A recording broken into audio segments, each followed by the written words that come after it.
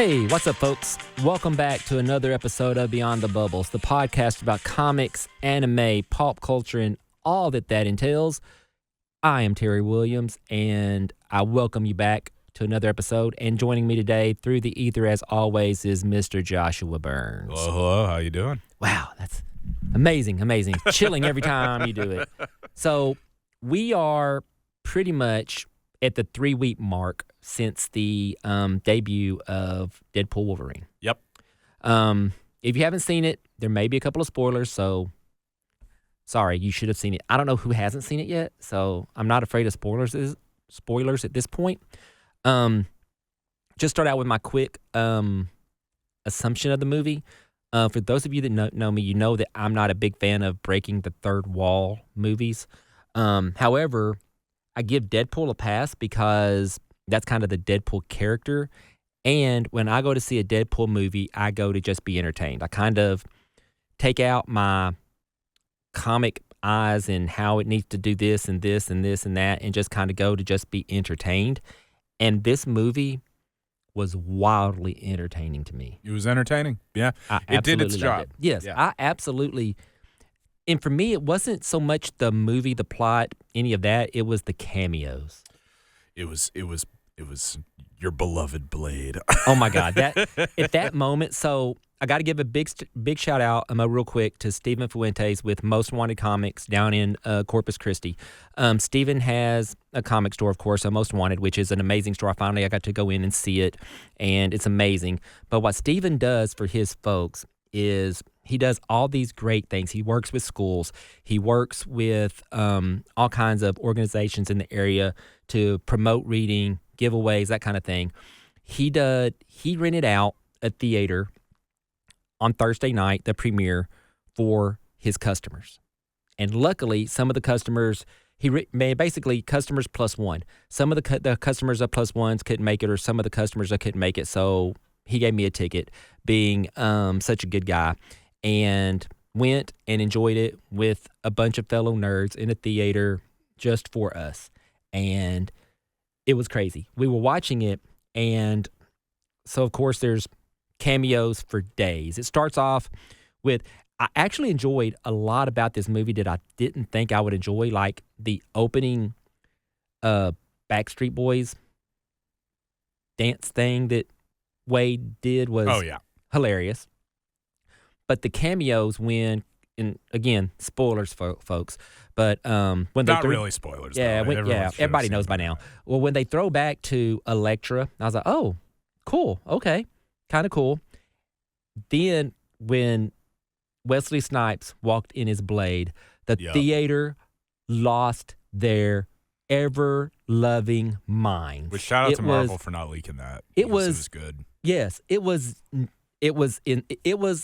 equivalent to when Cap picked up Mjolnir in Endgame. It was the same reaction from the theater. It was insane. It was crazy. Guys, women yelling. It was nuts for a good solid 5 minutes. So it was great. Great.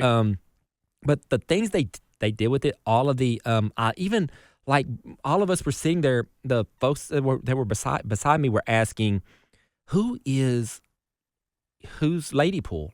Who is this? Yeah. And it's Blake Lively. Yeah. We waited until and we thought, oh, crap. Which, okay. Huge missed opportunity not to take her mask off and show her face. Exactly. I thought so, too. Huge missed opportunity. But I loved Hugh Jackman in it. He, again, of course, got in the best shape of his life. I don't know how the man does it. I know I was watching an interview because he said that, he had been doing Broadway and had actually slimmed down to, nothing anymore. Yeah. And when Ryan approached him, he's like, crap, now I got to put on all this weight again and get jacked again. And he did it. Yeah, he did it. I mean, there is some controversy on how. But of course. You know what? People, I don't care. We're all adults here. Yeah. Like, do what you want to do. Yeah. Shit. Like, I'm a guy that likes steroids in baseball, so, shut up. And then the other big one for me and for the theater was Henry Cavill.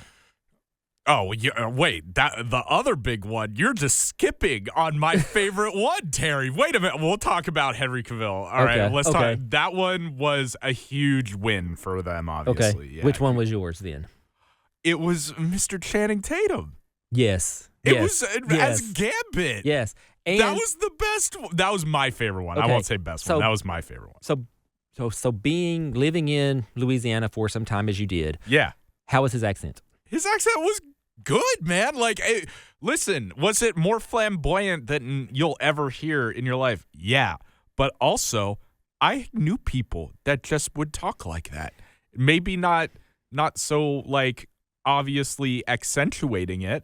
But yeah, he got the accent right. To all the people online saying that he talked wrong, no, he didn't. He talked probably more accurate than a Gambit actor has ever talked in that accent before. I absolutely loved it. And Channing is also from Louisiana, yeah, so he knows. Yeah, it brought back the X-Men '97 the animated series. Absolutely, Gambit for me, and of course the women in the theater all lost their stinking minds. Oh yeah, absolutely. But of course, I mean, it's Channing Tatum. Of course, they love Channing Tatum. But yeah, he was great. He was great. So those three alone, Jennifer Garner, Wesley Snipes, and Channing Tatum, not to mention Henry Cavill, who I think was a big win for Marvel. Yeah. Just getting him to be in a Marvel movie after being DC. Yeah. The face of DC, basically. Of course. No, that was a huge win, I think, for Marvel. And the way they did it was amazing. I think it was perfect. He was freaking jacked out of his mind. He was just big, Good man. gosh. He looked like I don't know how he just looked like he put on so much weight. Yeah, he looked like he'd gained 30 pounds since Superman. Yeah, I'm like, sure. Holy crap, dude. He looked like hulky. Yeah, you know? he was jacked, which was great. I mean, it fit, it worked. Some of the highlights for me was Little Wolverine. Yeah, that was hilarious. I laughed uncontrollably. Because there's a lot of this audience that never read the comics. They don't know that Wolverine was 5'1". Yeah, he's tiny. He's tiny, yeah. But yeah, I absolutely, the movie hit the nail on the head. Though, and actually, I'm missing the part that pretty much outside of the cameos stole the show. The one character that stole the show is Dogpool. Yeah, of course. Dogpool stole the show. Absolutely. It was crazy. Oh, and the other one that I really liked was, I forgot what they called the name was I guess Face Deadpool. Oh, Facepool. Yeah, Facepool. Yeah. Or Headpool? No. The head. No. The pretty Deadpool. Nice Pool. Yeah, Nice Pool. Yeah. Yeah, that was hilarious. Yeah, that was funny. Loved it. Yeah. Loved it. And all I have to remind me of him are these two gold-plated 50 cal. And then he shoots 4 bullets out and then throws them away. Literally just throws them away right after amazing. It was amazing. I absolutely loved the movie. Again, it was a great way. And then the other thing that I really liked about it, and this is one of the things that I know people are going to get mad about, and I've seen some feedback, but I absolutely loved, was when they went to where I can't think of where they went, the other realm where like the purgatory realm. Purgatory thing. Yeah.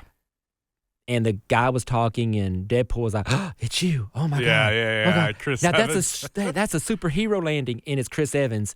And then he's like, he starts to talk and Deadpool's like, he's going to say it. He's going to say it. And everyone's thinking he's going to say Avengers Assemble, and he says flame on. Yeah.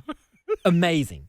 So good. For those of you who say that an actor can't play two characters in it's happened. A timeline, it's happened. And it happens a lot. Yeah. And sometimes it's perfect. Sometimes it's perfect. Yeah. That throwback and homage to that was amazing. It was perfect. That's how cameos should be done. Yeah, perfect. Yeah, for fun, you know? Yeah, and then they had and I liked how they brought in all of the old X-Men cast from the Fox movies. Yep. Not the cast, but the villains, basically. Yep. So you had Tyler Mane as Sabretooth. You had Ray Park as Toad. You had, forgot the lady that plays Deathstrike. She was in it. All these Pyro was back in it. All these characters were back. And then, of course, I would be remiss if I did not mention the grown-up X-23. Yep. That was the other highlight of the movie for me. Yes.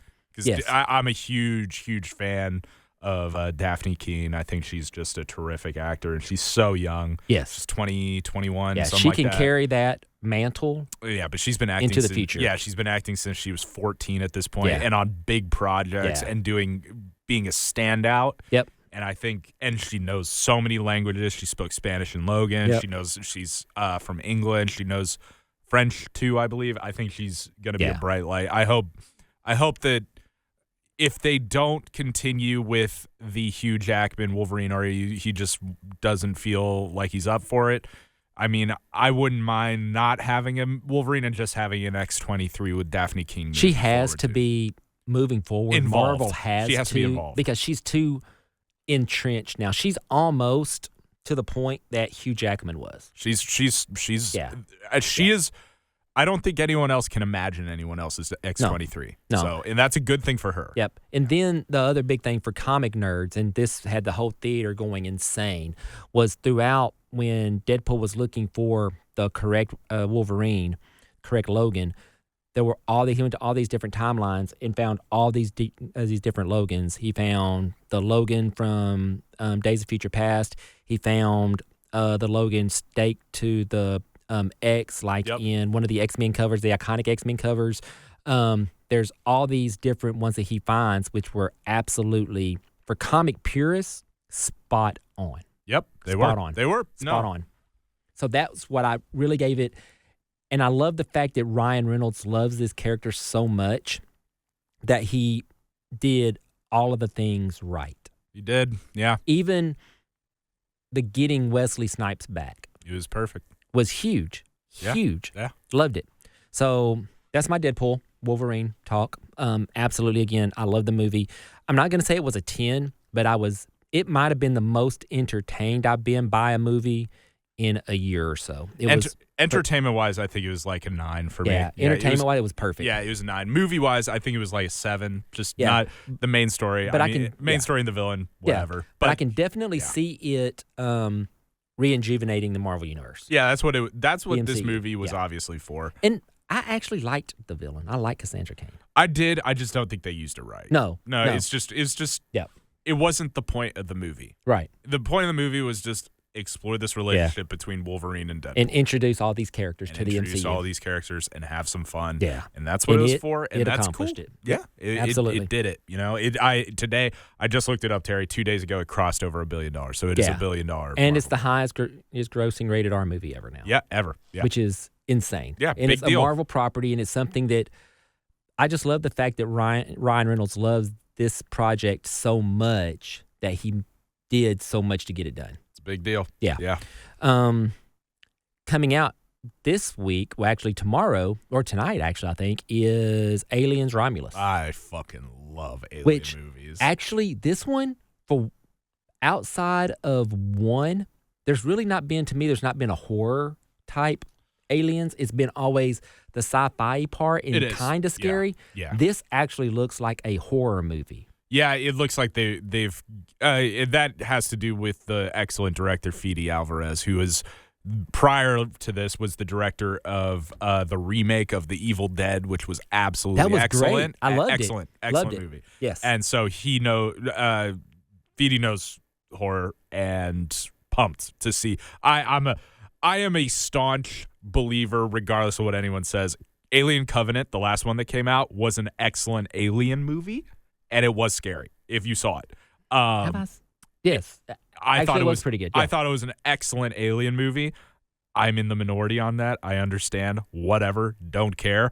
I am a huge Alien fan. Love these movies. This one looks like one of the upper crust. It looks like it's going to be an excellent excellent entry point for some people. Mm-hmm. And so I'm super excited to see this. I'm excited for it. I hope to go this weekend. We'll just have to see how the weekend goes. I know you and I are going to Investabilia this weekend, so we'll just kind of see how it goes. Maybe we could leave Investabilia and go grab a movie. Yeah, we might.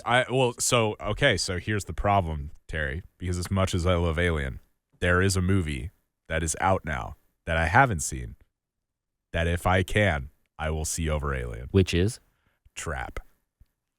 Okay. Trap. I don't know. The M. Night Shyamalan movie starring Josh Hartnett, who, by the way, Josh Hartnett is one of my favorite actors of all time. And just for those who don't know his career, he left Hollywood for 8 years. No projects, no TV shows, nothing. He moved out to the countryside with his family. He hated Hollywood life. He was like, it's not for me. I'm done. Came back with the absolute excellent show, Penny Dreadful. Yes. Started realizing that there were projects out there that challenged him artistically wise. And now we're seeing him kind of become that A-list actor that he was before. Once again, he was obviously excellent in Oppenheimer. Absolutely excellent in Oppenheimer. Yes. Probably almost. Absolutely was. Probably deserved a Best Supporting Actor nom for that movie. Yeah. And now he gets to do a starring role in an M. Night Shyamalan movie that I'm absolutely pumped for. I've heard nothing but good things for people that like M. Night Shyamalan stuff. I love M. Night Shyamalan stuff. I like some of his stuff. There's a couple that I was, but yeah, for the most part, yeah, he's one of those directors that I want to go see. And this is a for people who don't know Trap, this is as close to an Alfred Hitchcock movie we've gotten in a long time. Yeah. This is like Rope to anyone that has ever seen the wonderful, I believe, 1964 film Rope. But essentially, character takes his daughter to a concert, big-time concert, then police surround the concert. Because he asks what's going on, finds out that there's a serial killer in the concert, and the police are trying to trap him in the concert so they can arrest him there. Turns out he's the serial killer, and then he has to not only find a way to escape, but also simultaneously hide it from his daughter at the same time. Yeah, so it's going to be an interesting movie for sure. Yeah, I'm so pumped for that kind of movie. It's all those movies to me always end up mattering on the execution and the technicality of movie making and film theory. Mm-hmm. So I'm really interested to see how M. Night Shyamalan decides to not only shoot this movie, but also edit it and just keep this kind of thriller vibe going throughout the whole thing. It's going to be really interesting. Yeah, I think so. Another movie that I wanted to touch on really quick that's been out, it's one of those, if you guys saw our episode earlier this year where we went through and kind of ranked or mentioned movies that we wanted to see and we're excited for this year. Josh and I both said we were excited for Longlegs. Yes. Which is and it was kind of kept somewhat of a, I don't want to say it was a secret, but it wasn't made. It was shadow marketed. That Nicolas Cage is the villain. Yeah. It was very, very low key marketed. I've not gotten to see it yet. I want to go see it. I just haven't yet. But it's been getting destroyed online. People say it's horrible. I haven't seen it, so I have no stake in the game. Have you seen it? I have. And what do you think? Loved it. Really? My problem with it, and here's, I think the problem with most audiences here, was the marketing. Okay. The marketing marketed this movie as a horror film. Yep. It was marketed as a horror film. Yes. It is not a horror film. Okay. It is not a horror film at all. It is a Silence of the Lambs style thriller. Okay. It is supposed to keep your heart rate up. It's not supposed to scare you, but it's supposed to be like, ooh, we have some momentum. Now we're going to investigate this thing. Is he going to be there? Oh, is he going to be there? Oh, did he kill someone here? It's a classic crime scene investigative movie. Okay. And it follows like Silence of the Lambs. It follows basically all those Hannibal movies. Yes. And I loved it. Was it weird? It was weird in a good way. It was unique in a good way. I think a lot of people were tricked into this movie thinking they were going to get one thing when it was another. Okay. And that's where I think a lot of the negative reviews come from. And that's just, I hate marketing these days. Yeah. I hate marketing. I hate how people decide to portray movies. I mean, we've done it on a prior episode where, and I believe we did, I showed you the first ever teaser trailer for Frozen 2, right? Yes.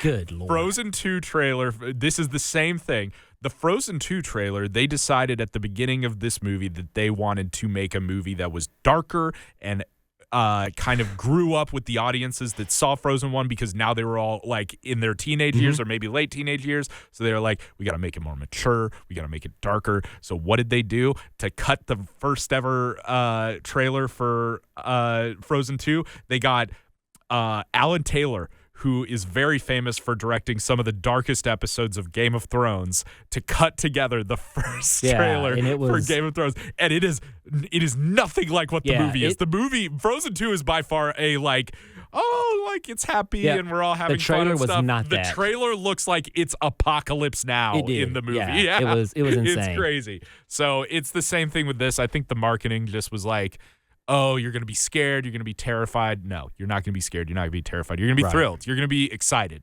And it's going to be like, it's the thrill of the chase is how I describe this movie. Okay. So. I need to see it. I haven't seen it yet, but again, I am a Nick Cage fan. I actually like Nicolas Cage. I know he does.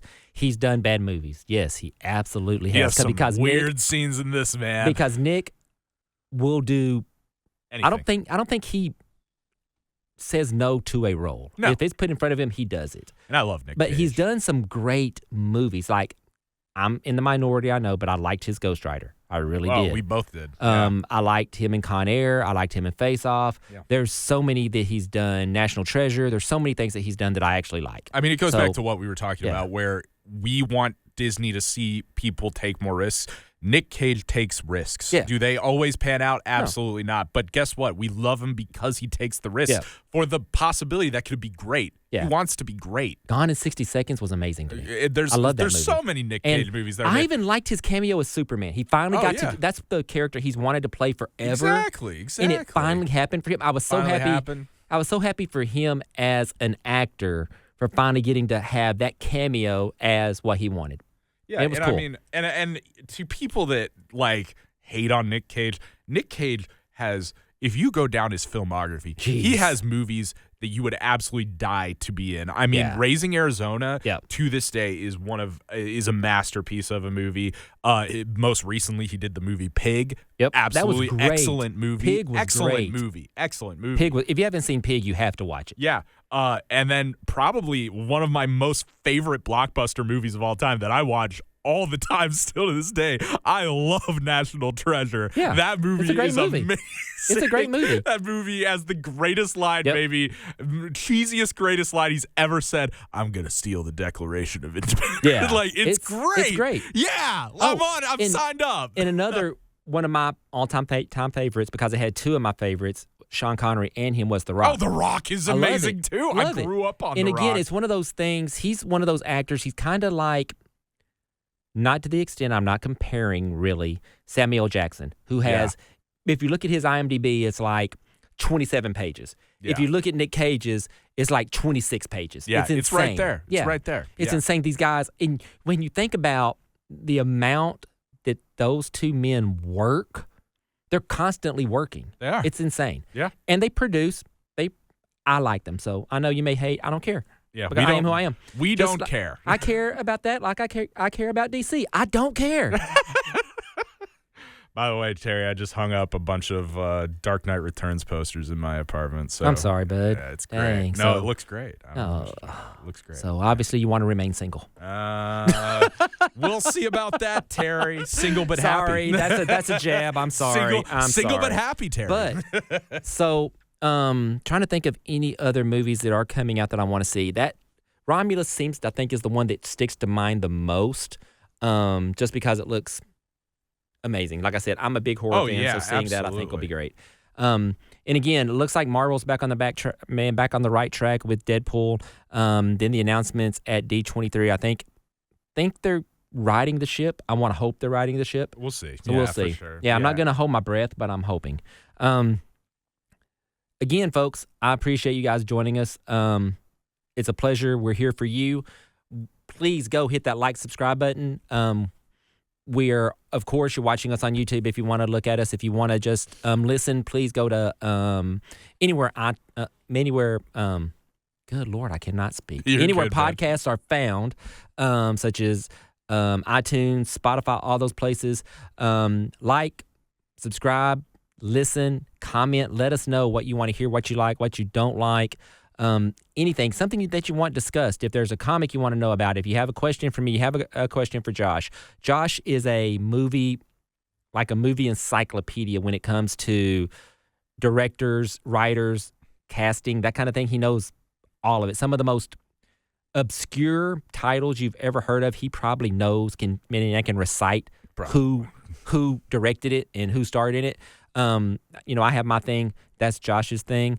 And also, just want to put this out there. If you guys, anyone out there watching, has Josh and I both do. We're part of Rookies and Keys, which we buy, sell, and trade trading cards, comic books, Pokemon, that kind of thing, sports cards. So if you or anyone you know has a collection, single cards, whatever comics that you are wondering what to do with, want to get rid of, they're taking up space, you just want an evaluation, whatever, call us up, email us, hit in, our comment button. Let us know what you have, where you're at, and believe me, we don't mind traveling. Not at all. Man, we'll come wherever if the collection's good enough for us. And really not even good enough for us. I can't pass up the chance to look at a collection personally. So let me know. I'll come look. But yeah, folks, we appreciate it. Once again, thank you. Join us again next week. Keep the comments coming. Keep the likes happening. We appreciate it, folks. Thanks. Peace.